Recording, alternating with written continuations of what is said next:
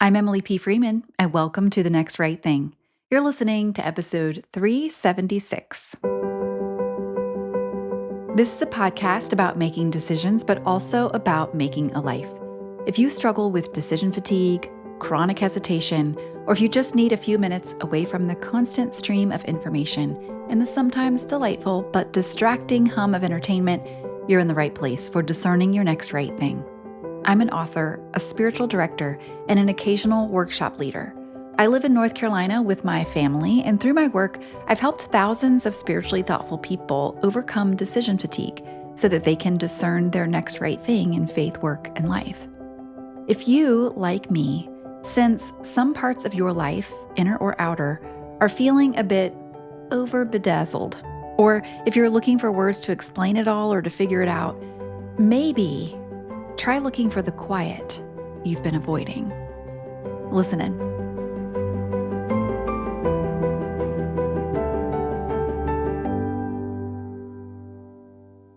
It was a regular day the first time I put on noise-canceling headphones. They had a few samples on display connected to retractable cords at Target or wherever I was, and I pulled a pair up, placed them over my ears, and turned the noise cancellation to its highest level. In an instant, the low hum of shoppers stopped, dropping me into this silent feather pillow world, my whole head immersed into quiet relief. I literally could not believe my ears.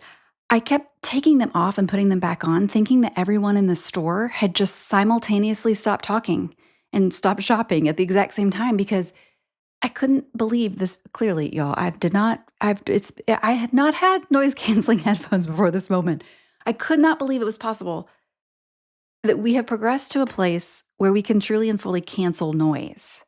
What kind of sorcery would make this possible? I had no idea. Needless to say, I walked out of that store with a new pair of headphones and a lot of hope for my future. Headphones that can cancel noise. Can you even believe it? Noise has a way of creeping into the normal and the daily, and we don't even realize how it's impacting us until it stops. And for me, that moment in that store, hearing the nothingness of those noise-canceling headphones was so profound and wonderful, but also it got me thinking, because as it turns out, I need lots of ways to cancel noise in my life, not just the kind that comes in through my ears, but also the kind that comes in through my eyes and my heart and my imagination. I need noise-canceling headphones for my whole entire life.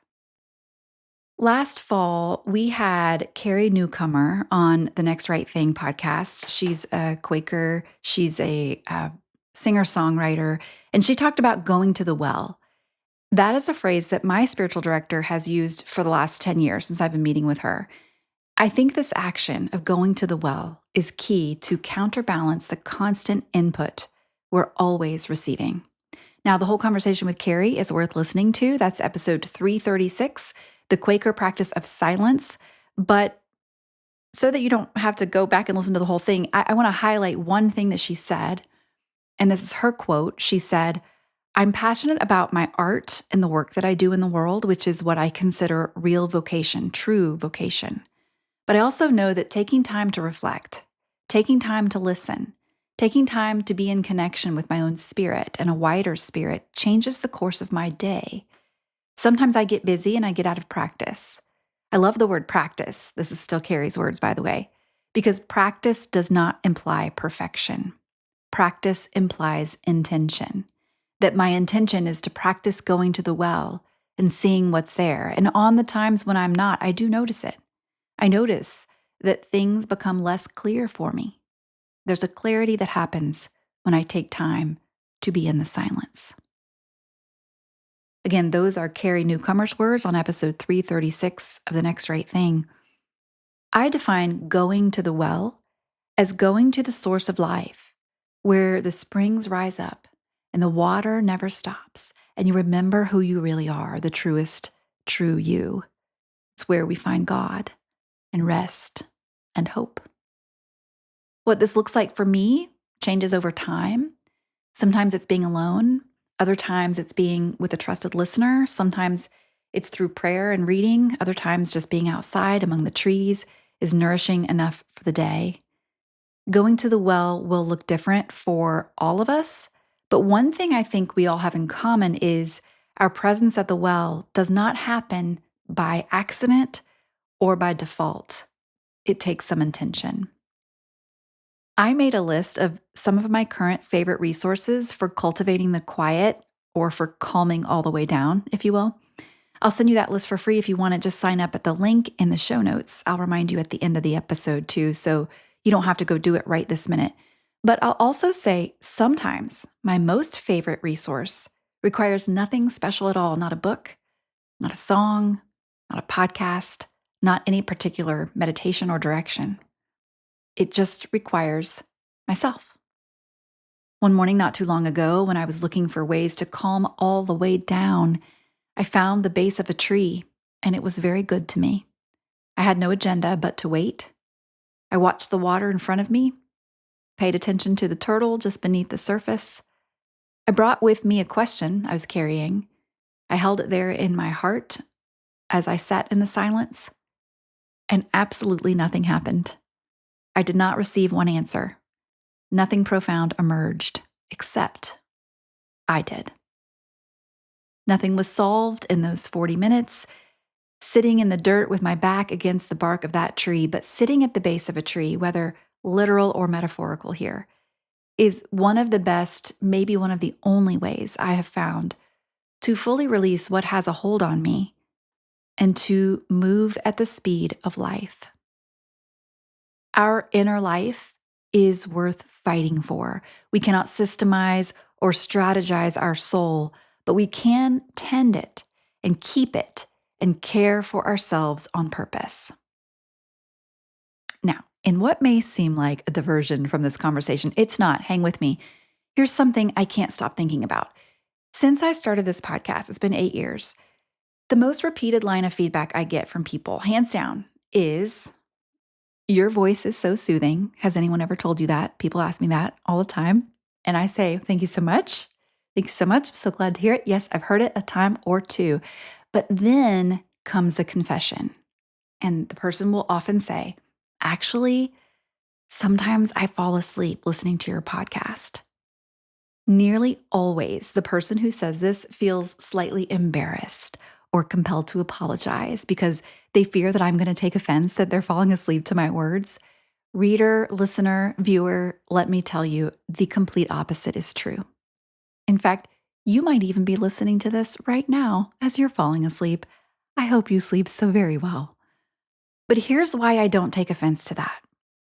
When you're falling asleep at night, your goal is to give yourself your best chance at rest. When you lay down, anything you do is to give yourself your best chance at rest. You want calm in your nervous system, not to work it up. You want to find solace and hope and the assurance that everything maybe is going to be all right. You want to, if I could stretch it this far, sleep as close to the well as possible. That space where you feel safe enough to be yourself and let your guard down.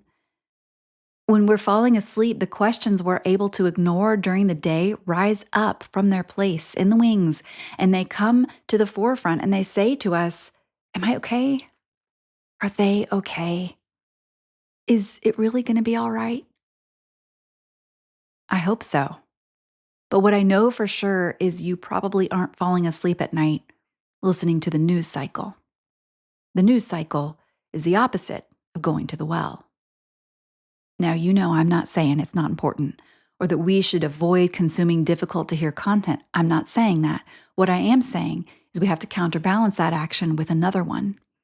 So to think you might choose my voice to listen to when you lay down at night, no makeup, soft pants, warm covers, no defense, to think you would consider my words safe enough to accompany you as you hold potentially the scariest questions of your day, that, my friend, is far from an insult. That's an honor. Noise has a way of creeping into the normal and the daily, and we don't even realize how it's impacting us until it stops or we stop. As it turns out, I need lots of ways to cancel the noise in my life, not just the kind that comes through my ears, but also the kind that comes through my eyes and my heart and my imagination. Well, in all the ways that you may be looking to calm all the way down, my prayer for you and for me is that we may find our way to the well, that we might meet the generous, abundantly present Spirit of God in that place. And whatever it takes for us to get there, however that might look for you in this season, I pray that it is compelling, that it is filled with comfort, joy, and that it might be one more motivation, one more way that you continue to do your next right thing in love.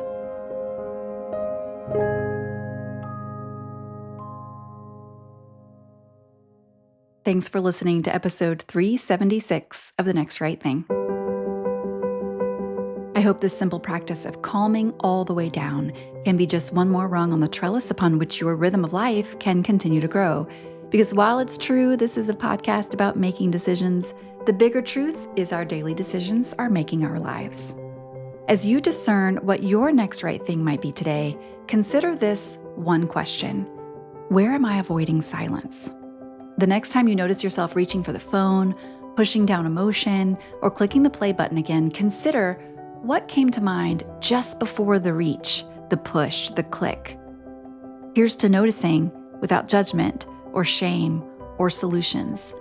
If you would like to explore some resources that I go to help cultivate the quiet and calm all the way down, I'll send you a one-page list of some of my favorite quiet resources. Visit emilypfreeman.com/quiet-resources. The direct link is, of course, in the show notes, and I will be glad to send you that one-page list of resources for free. As always, you can find me online at emilypfreeman.com or on Instagram at emilypfreeman. This episode was edited by the team at Unmutable and organized by Ashley Sherlock. In closing, here are a few words from Anne Morrow Lindbergh in her book, Gifts from the Sea. This is what one thirsts for, I realize, after the smallness of the day, of work, of details, of intimacy, even of communication. One thirsts for the magnitude and the universality of a night full of stars, pouring into one like a fresh tide. Thanks for listening, and I'll see you next time.